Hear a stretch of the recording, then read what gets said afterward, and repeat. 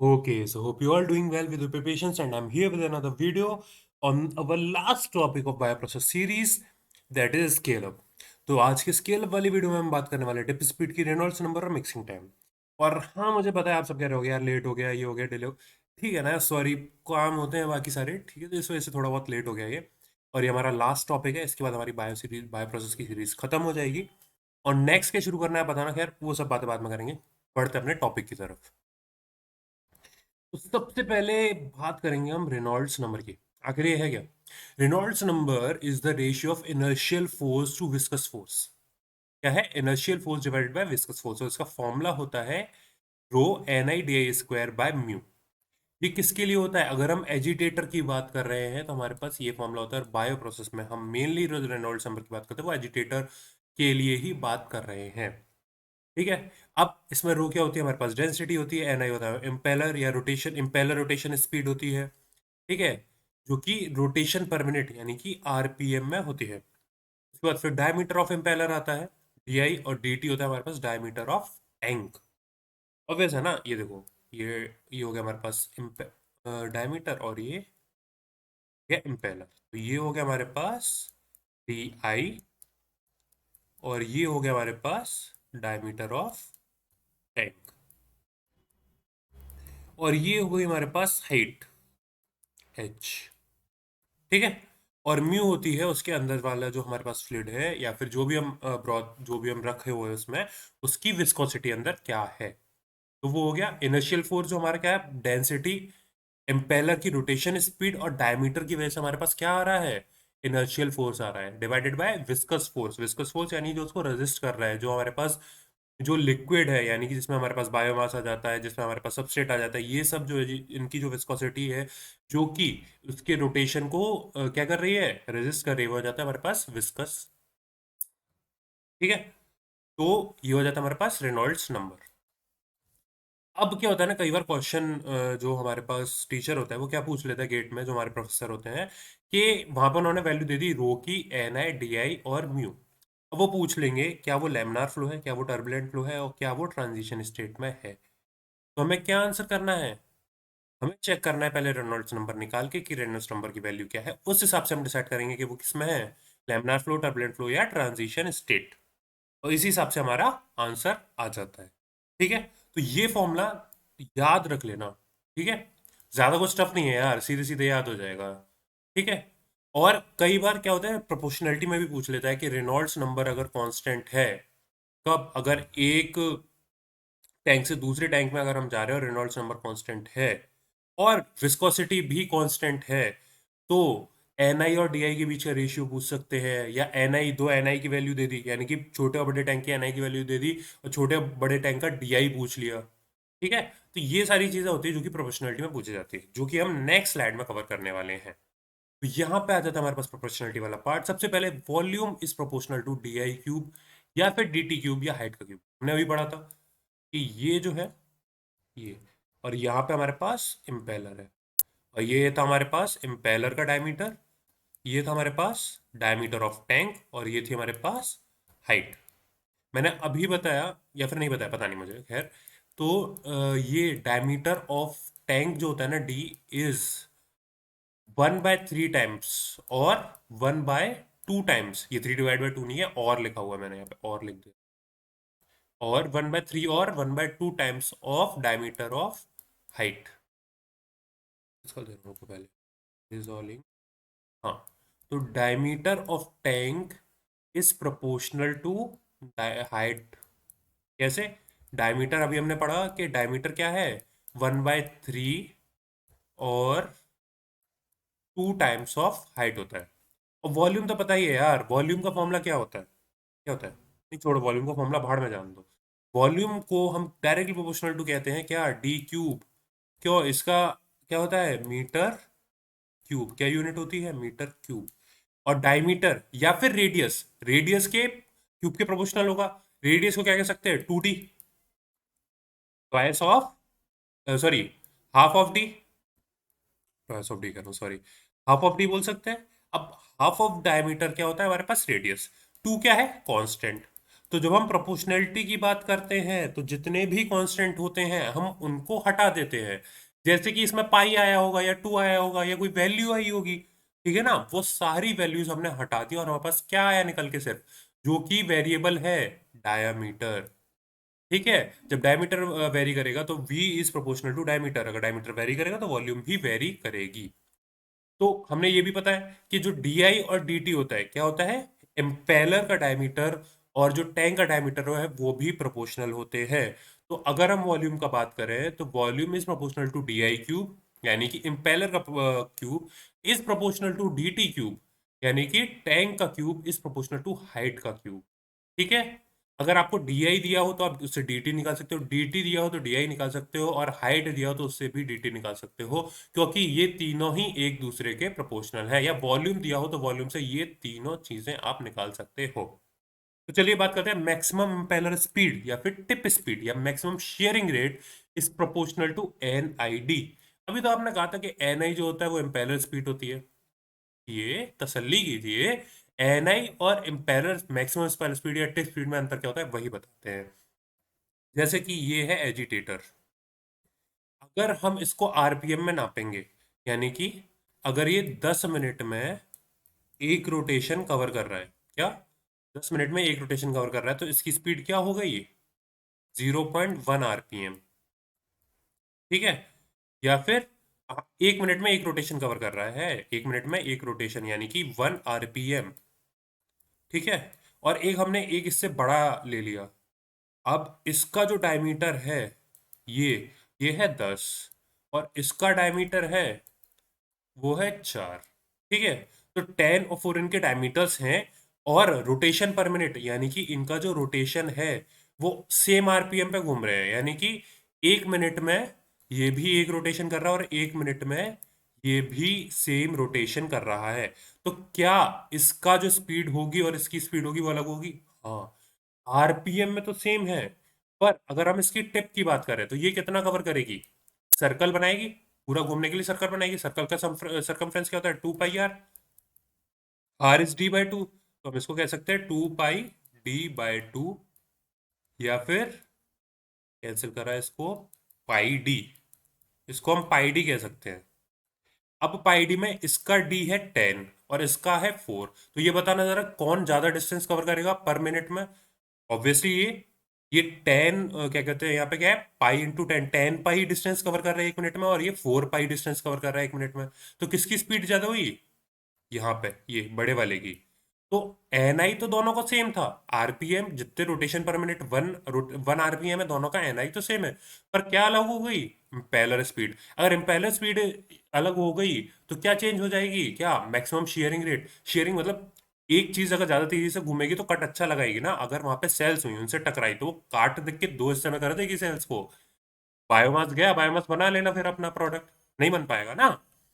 तो हम क्या करते हैं, हम जो इसकी टिप स्पीड होती है, हम रोट आरपीएम को नहीं देखते, हम टिप स्पीड को कांस्टेंट कर देते हैं, जिसकी वजह से जितना हमारा जो छोटे इम्पेलर घूम रहा था उतना ही बड़ा इम्पेलर घूमता है।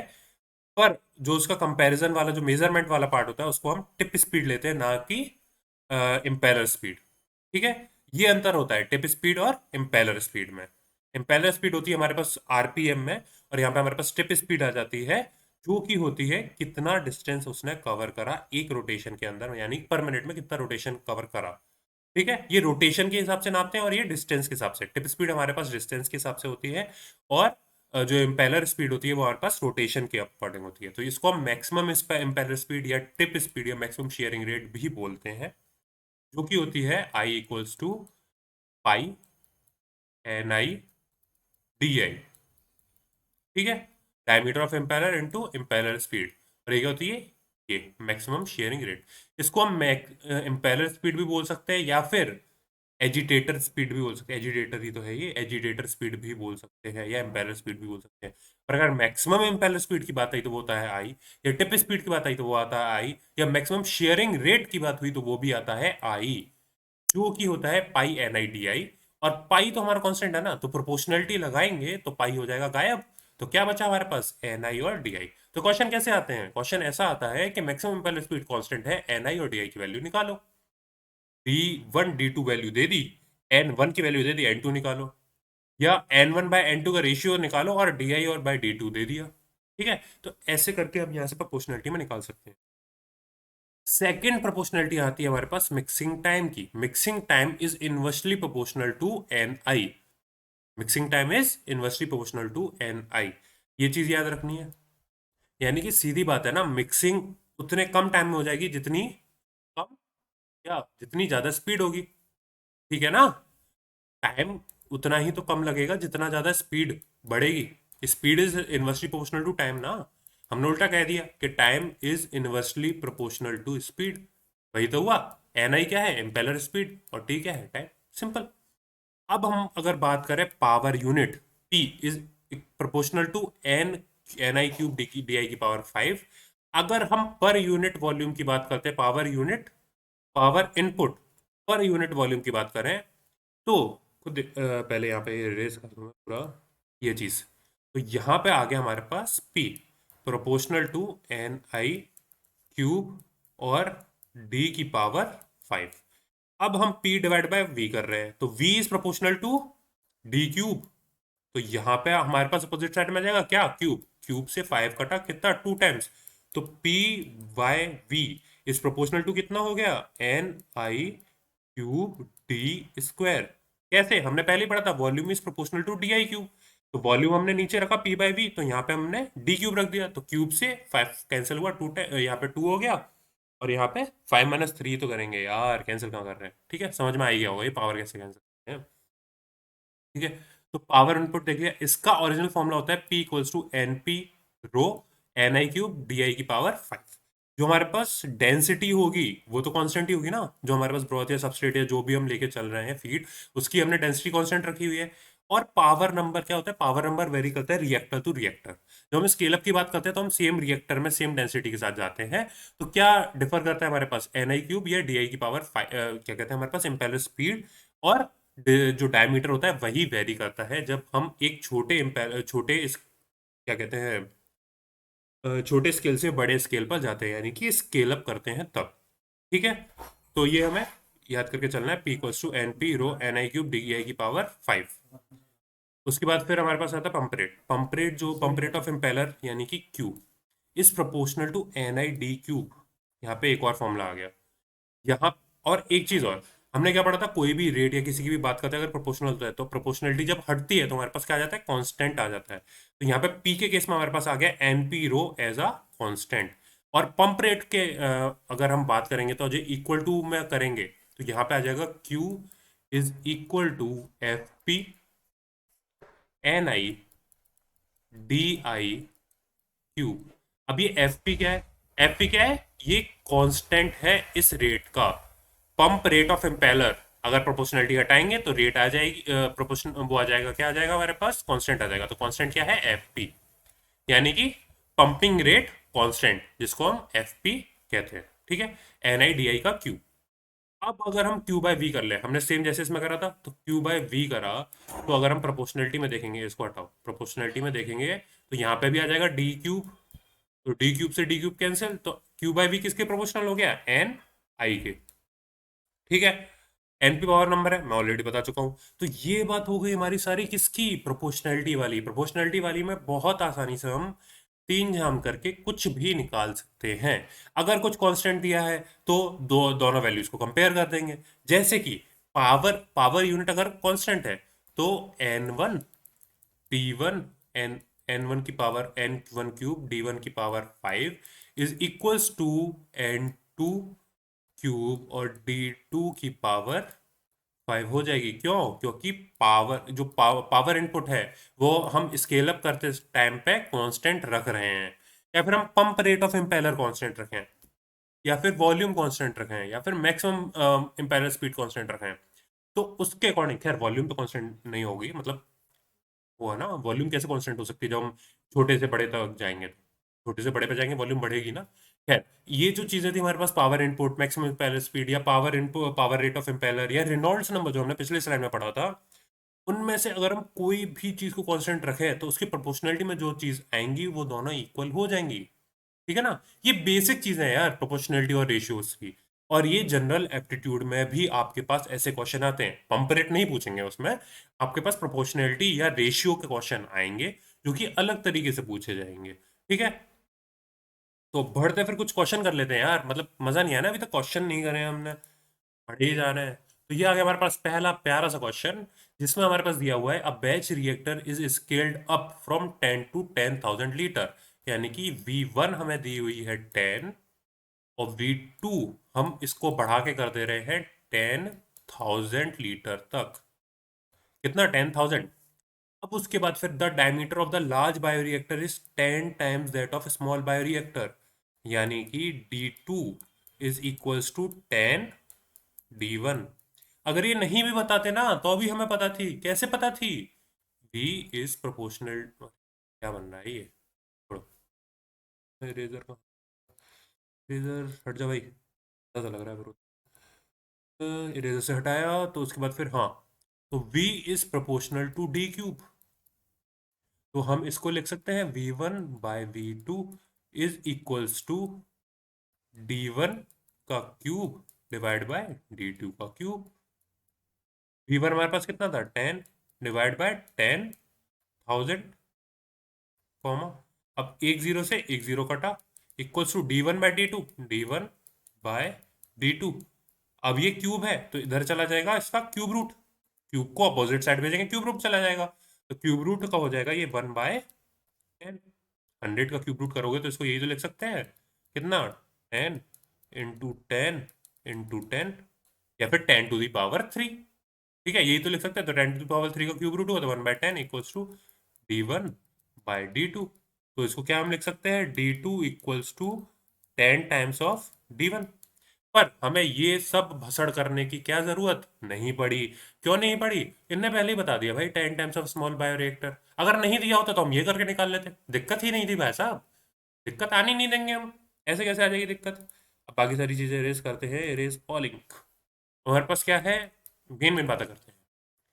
D2 is equals to 10 times of D1, या D2/D1 को हम 10 लिख ले रहे हैं। ठीक है, उसके बाद फिर द डायमीटर ऑफ द, ये हमने पढ़ लिया, the agitator speed in the small bioreactor is 450 है RPM, यानी कि N1 जो है वो 450 दिया हुआ है। कितना दिया हुआ है? 450। The determine the agitator speed RPM of the large bioreactor, N2 हमें पता करना है। कब पता करना है? With same impeller tip speed. Impeller tip speed I equals to क्या होता था हमारे पास? पाई NI/DI। अब ये, या फिर हम प्रोपोर्शनल कहते हैं, अगर हम प्रोपोर्शनलिटी का लगाएंगे तो I is proportional to NI/DI। ठीक है, अगर हम I क्या है? कांस्टेंट है, impeller speed is constant with same impeller, ये हो गया हमारे पास कांस्टेंट। याद है हमने कुछ कहा था? कांस्टेंट को हम क्या कर देते हैं? हटा देते हैं, इसको 1 कर देंगे। क्या कर देंगे? 1 कर देंगे। 0 करा तो भाई सब हट जाएगा, अगर पाई को 0 करते तो ये दोनों हट जाते। ठीक है, इसको 1 कर देंगे तो क्या हम कह सकते हैं कि NI is inversely proportional to DI। Simple, I तो हो गया 1 क्योंकि हमने इसको कांस्टेंट कर दिया। तो NI equals inversely proportional to 1/DI। तो इसको हम क्या कह सकते हैं? N1/N2 is equals to D2/D1। क्यों? इनवर्सली प्रोपोर्शनल है। N1 is inversely proportional to D1। D की जगह हमने D1/D2 रख दिया, N की जगह पे N1/N2 रख दिया, इक्वल टू लगा दिया साइन हमने। ठीक है ना, दोनों को डिवाइड कर दिया दूसरे वाले से। तो यहाँ पे क्या आ गया? N1/N2 यानी कि 450 divide by N2, N2 is equals to D2/D1 हमें 10 दिया था, यहाँ पे D2/D1 हमारे पास क्या दिया हुआ है? 10, यहाँ पे आ जाएगा 10। तो N2 हमारे पास आ जाएगा 450 डिवाइड बाय 10, तो ये कैंसिल हुआ, तो N2 हमारे पास आ जाएगा 45। ये कुछ गलत सा लग रहा है मुझे, एक बार, हाँ हाँ हाँ हाँ हाँ, सही तो है। क्या होगी? एन हमेशा कम होगा। क्यों कम होगा? क्योंकि इम्पेलर स्पीड तो सेम है। अब ये देखो, हमने कहा था ना डायमीटर बढ़ा, अगर NI/DI इक्वल हुए तो एक चीज अगर बढ़ेगी तो दूसरी को घटना पड़ेगा ना, इस चीज को कांस्टेंट रखने के लिए। आई की अगर दो value same, I proportional to NI/DI है, तो N2 की वैल्यू 45 आ गई। आंसर ये याद रखना, 45 RPM। तो यार क्या दिक्कत। हाँ, तो एन आई डी आई आ गई। अब आई जो है हमारे पास कांस्टेंट है, तो अगर डी आई की वैल्यू बढ़ेगी तो एन आई की वैल्यू घटानी पड़ेगी, या एन आई की वैल्यू अगर बढ़ेगी तो डी आई की वैल्यू घटानी पड़ेगी। क्या कांस्टेंट रखने के लिए? आई को कांस्टेंट रखने के लिए। और इसमें यही तो कह रहा है आई को कांस्टेंट है, तो हमारे पास डी आई की वैल्यू तो बढ़ी, कितनी बढ़ी? 10 टाइम्स बढ़ी। तो एन आई की वैल्यू भी 10 टाइम्स ही कम हो गई। अगर हम डायरेक्ट यूनिटरी मेथड से देखें तो जितने टाइम्स हमने डी की वैल्यू बढ़ाई उतने ही टाइम्स हमने एन आई की वैल्यू कम कर दी। किस वजह से? जिसकी वजह से इम्पेलर की स्पीड जो है वो कांस्टेंट रही। यही था इस पूरे क्वेश्चन में। जो फिर हमारे पास फाइनल वैल्यू तो 45 आई गई ना। आंसर हमारे पास कितना आ गया? 40। तो बढ़ते अपने नेक्स्ट नेक्स्ट क्वेश्चन की तरफ। तो नेक्स्ट क्वेश्चन हमारे पास दिया हुआ है, अ dimension and operating condition of a lab scale fermenter. Lab पे हम काम कर रहे हैं। उसकी वॉल्यूम थी 1 लीटर, डायमीटर था 20 सेंटीमीटर, ठीक है भैया। एजिटेटर स्पीड थी 600 आरपीएम। ओके। और ratio of the impeller diameter to fermenter diameter is 0.3। यानी कि इम्पेलर यानी D I, ratio of impeller diameter to the fermenter diameter, यानी कि D T, diameter of tank. ठीक है, फर्मेंटर जो टैंक है उसका डायमीटर इक्वल्स टू कितनी है? 0.3 है। इसका हमें कोई काम नहीं है, मैं आगे बताऊंगा कैसे। ठीक है, क्वेश्चन पढ़ते हैं पहले। अब इसमें क्या पूछा है? This fermenter needs to be scaled up to 8000 litre, यानी कि वॉल्यूम V1 हमें दी हुई है 1, और V2 हमें दी हुई है कितनी? 8000 लीटर। 1 2 3, 8000 लीटर। उसके बाद फिर हमें क्या दिया हुआ है? If the scale up is based on the constant impeller tip speed. फिर से आ गए भैया टिप स्पीड वाले। The speed of the agitator in the large reactor is, यानी कि हमें एन आई की वैल्यू दी, N1 की वैल्यू दी हुई है 600 आरपीएम। ठीक है, 600 आरपीएम। और N2 की वैल्यू हमसे पूछी है। अब हमने पिछले वाली ही केस में पढ़ा था कि एन, अगर इम्पेलर टिप स्पीड कांस्टेंट होगी तो N2/N1 is equals to D2/D1। ठीक है। अब क्या हम इसको कह सकते हैं क्यूब रूट ऑफ V2/V1? हाँ, क्यों? V is directly proportional to D cube. Cube root इधर गया, तो V1/V2 इज का क्यूब रूट हमारे पास क्या आएगा? क्या इक्वल? D1/D2। अब यहाँ पे D2/D1 है तो V2/V1 का हमने क्यूब रूट कर दिया, तो N2/N1 is equals to cube root of V2/V1। अब इसमें हम वैल्यू डालेंगे। N1 की वैल्यू हमें कितनी दी हुई थी? 600 आरपीएम। हमारे पास 6, यार यहाँ पे जगह नहीं बची है, इरेजर यहीं पे कर देंगे, थोड़ा सा हटा दूँ, बस हो गया। सारा कुछ हटा दे तो दिक्कत हो जाती ना ब्रो। तो यहाँ पे आ गया हमारे पास N2/N1 क्या दिया हुआ है? 600। सॉरी, N1 हमें 600 दिया है, तो यहाँ पे आ जाएगा हमारे पास, इसको हटाओ, N2/600 equal to cube root of V2/V1। Cube root of V2/V1 cube root. V2 हमें क्या दिया हुआ है? 8000 litre. 8000 litre divide by V1 कितना दिया है? 1 लीटर।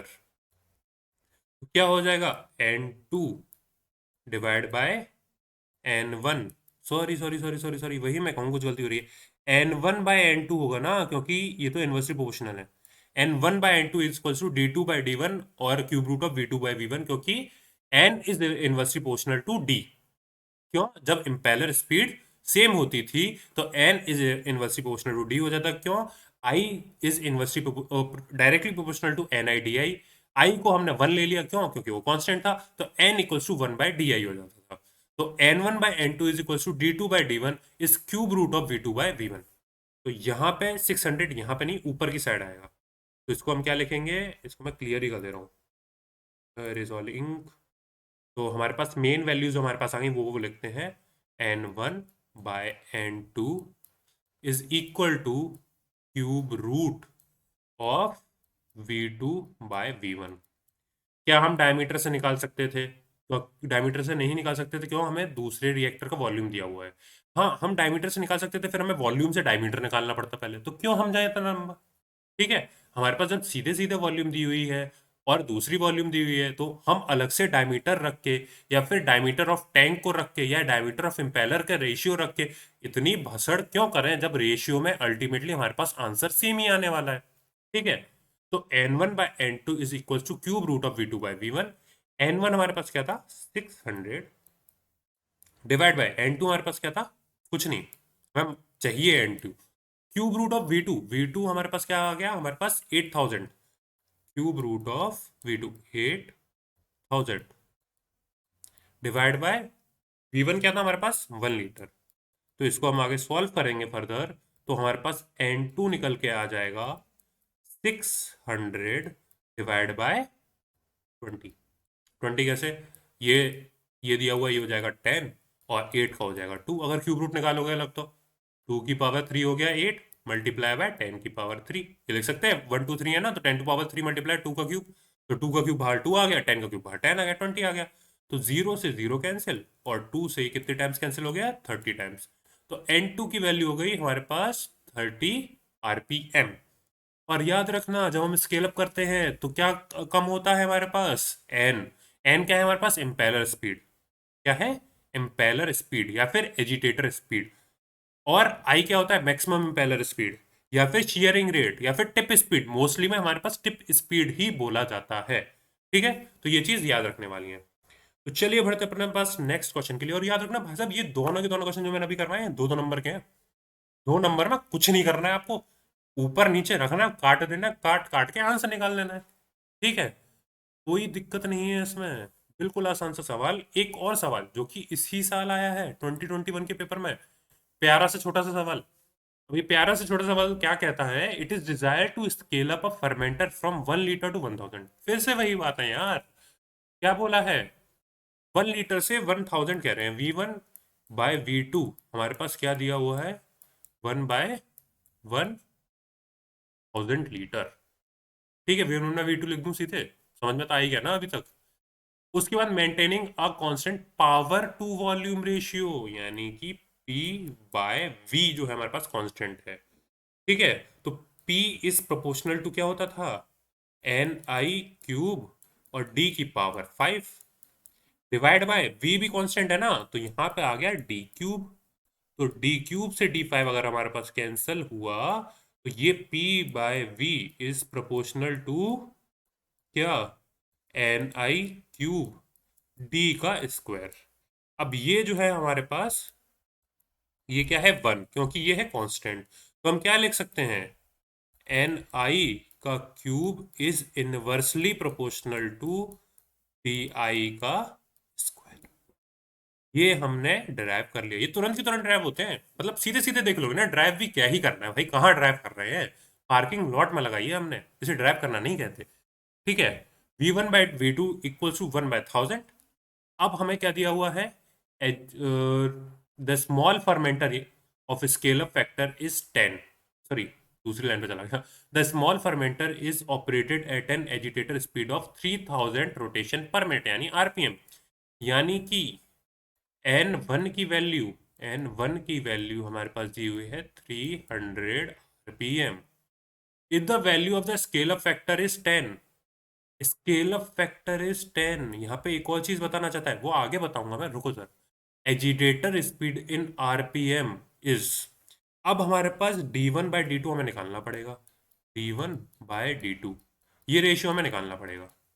ठीक है, अब d1/d2 अगर हमें निकालना है, तो हम v1/v2 का क्यूब रूट कर सकते हैं, है ना? v is proportional to d³। तो इसको हम लिख सकते हैं d1/d2 equals to cube root of v1/v2, है ना? अब d1/d2 हमारे पास क्या है? कुछ नहीं, हमें नहीं पता है। अब v1/v2 हमारे पास क्या दिया है? 1/1000। 1/1000 का क्यूब रूट करोगे तो d1/d2 इज इक्वल्स टू 1/10। क्यों? v2 की जगह पे हमने 1000 रखा या फिर 10⁻³ रखा, और v1 की जगह पे हमने 1 रखा, तो यहाँ पे आ गया 1/10। क्या दिया है यहाँ पे?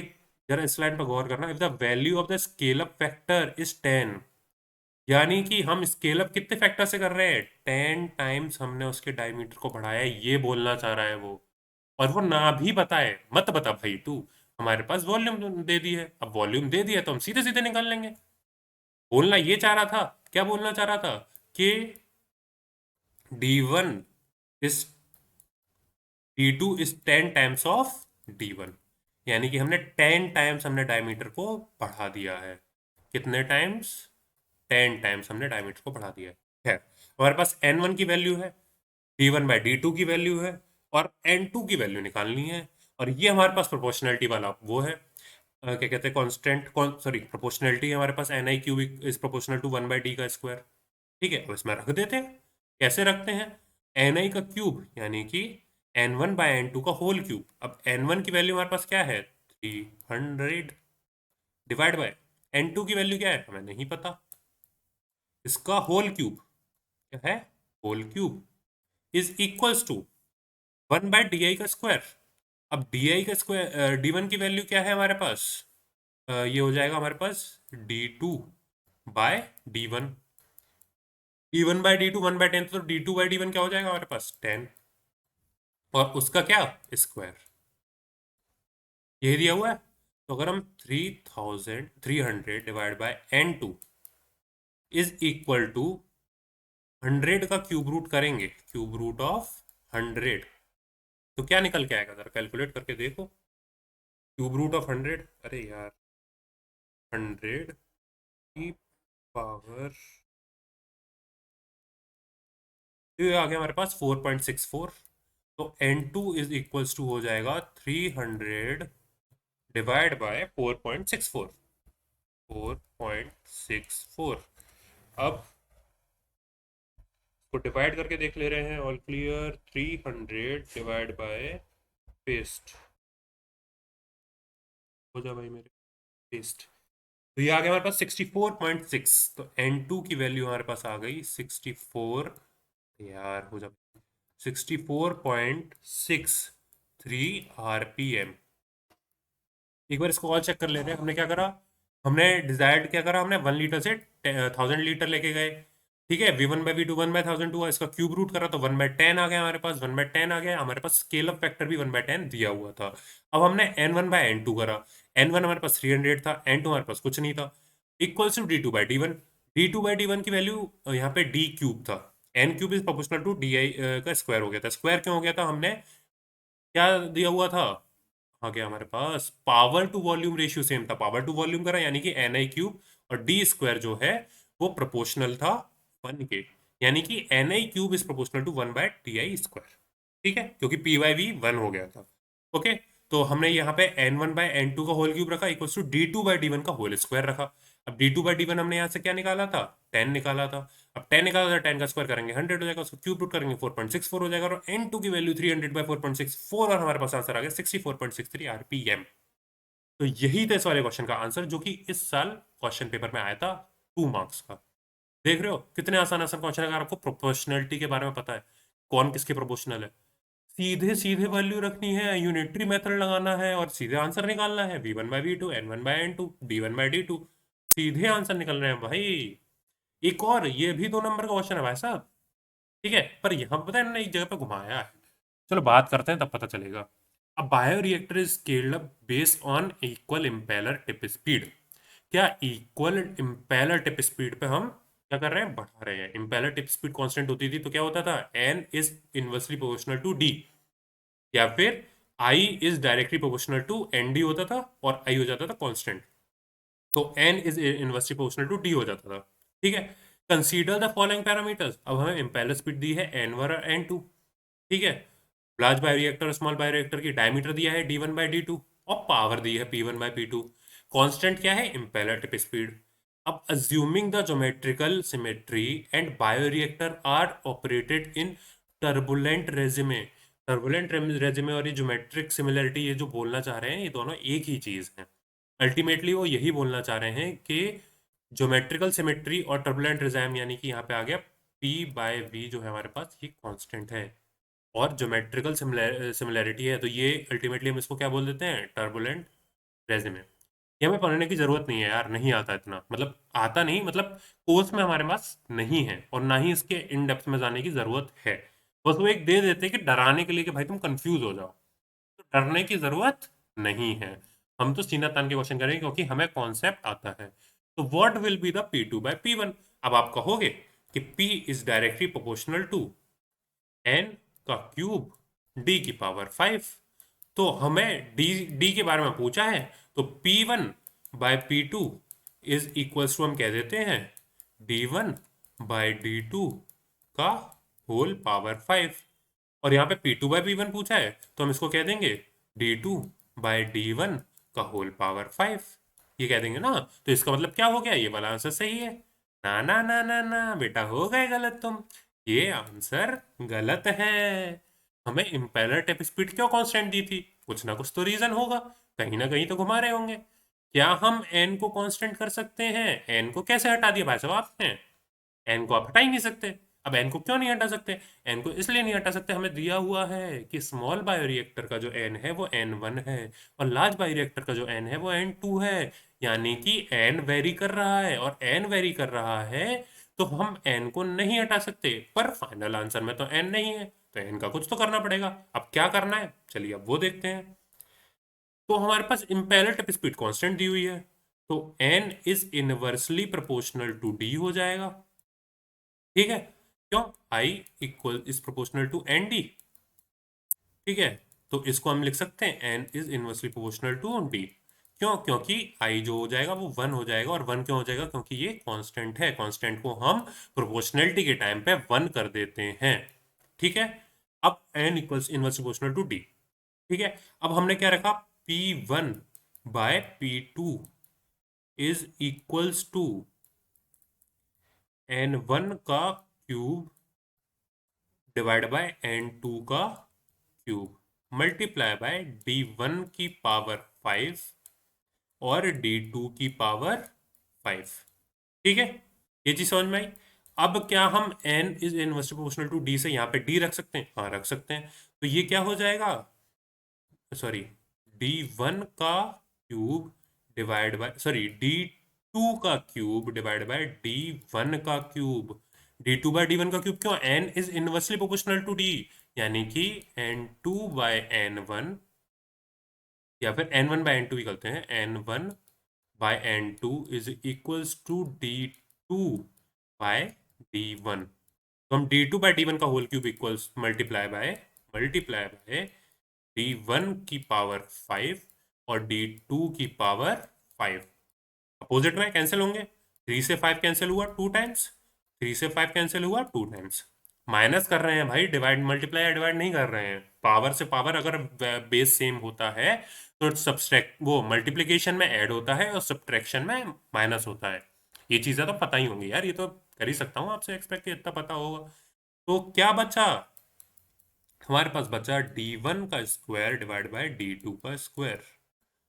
D2 का स्क्वायर तो हम क्या लिख सकते हैं, P1/P2 is equals to D1 का स्क्वायर डिवाइड बाय D2 का स्क्वायर। दिख रहा है पहला ऑप्शन, D1 का स्क्वायर और D2 का डिवाइड बाय D2 का स्क्वायर। ठीक है, ये भी गलत है। क्यों गलत है? P2/P1 पूछा है ब्रो। तो P2/P1 यहाँ पे भी अगर हम जल्दी जल्दी में होते तो ये लगा जाते। तो P2/P1 का क्या हो गया हमारे पास, D2/D1, ठीक है, का स्क्वायर। तो ये आंसर हमारे पास बी जो है वो सही आ गया। यहाँ पे पता है जो एग्जामिनर है उसने क्या क्या कहाँ कहाँ पे घुमाया है, पहला इक्वल इम्पेलर टिप स्पीड से तुम्हें घुमाया, क्योंकि तुम ध्यान नहीं दोगे एन पर, और एन पर ध्यान नहीं दिया तुम सीधे चले जाओगे डी पर और डी को लगा दोगे। ठीक है, दूसरी जगह कहाँ घुमाया, उन्होंने यहाँ पे P1/P2 नहीं पूछा, P2/P1 पूछा है, P2/P1 पूछा है। अगर तुम पैनिक कर रहे हो और तुमने आंसर सही भी निकाल दिया, पैनिक पैनिक में क्या, जो जोश में तुम P1/P2 P2/P1 कीजिए, P1/P2 की आंसर यानी कि D1/D2 का होल स्क्वायर लगा जाओगे, और लगा जाओगे तुम्हें याद ही नहीं रहेगा भाई हमने लगाया तो सही था, आंसर कैसे गलत हो गया। फिर जब बाहर निकलते हैं और आंसर चेक करते हैं ना, तब याद आता है यार ये क्या करे हम, आंसर तो सही निकाला था, मार्क गलत कराए। यही तो कॉन्सेप्ट होता है प्रेशर और किसका, प्रेशर और पैनिक। जो वहां पे करते हो ना, वहां पे जो प्रेशर हैंडल कर जाता है और पैनिक नहीं करता या खेल जाता है पूरा, वही जो होता है हमारे पास सही रैंकर बनता है। क्योंकि पढ़ते तो सब है, उसने भी पढ़ा है आपने भी पढ़ा है। वो बंदा वो प्रेशर हैंडल कर गया और आप नहीं कर पाए और आपने गलत कर दिए। वो प्रेशर हैंडल कर दिया, उसने सिली मिस्टेक्स नहीं करी और वो सही कर गया। ठीक है, ये सिली मिस्टेक अभी तो लग रही होगी कि भाई ये क्या ही था, हमें तो जानना था, पर वहां पे पक्के से गलत कर जाते भाई साहब आप। ठीक है, तो यही था आज की वीडियो के लिए। खैर, जाने से पहले एक बात और कर लेते हैं। हमारे पास बायो प्रोसेस फॉर्मूला योजना है, जिसके बारे में आपको पता ही होगा, जिसमें आपको फॉर्मूला प्लस सारी की सारी डेडिकेटेड वीडियोस मिल जाएंगी। मतलब हर फॉर्मूले की एक डेडिकेटेड वीडियो मिलेगी, जिसमें सारे फॉर्मूले मैंने एक्सप्लेन करे हैं। बायो प्रोसेस के ऑलमोस्ट उसमें सारे फॉर्मूलाज हैं। उसकी एक डेमो पीडीएफ भी है, वो आप मेरे ग्रुप पे जाके चेक कर सकते हो। साथ में आपको क्या मिलेगा, all PPTs of my videos. उस हाँ, और उस डेमो वीडियो में मेरे सारे के सारे क्या हैं, वो जो हम टॉपिक डिस्कस करने वाले हैं उस वीडियो में, वो गिवन है। तो वो आप चेक कर सकते हो कौन कौन से टॉपिक डिस्कस करे गए हैं। इसका प्राइस जो है, पहले 21 था, फिर 31 हुआ, और अब 41 टू 141 हो चुका है।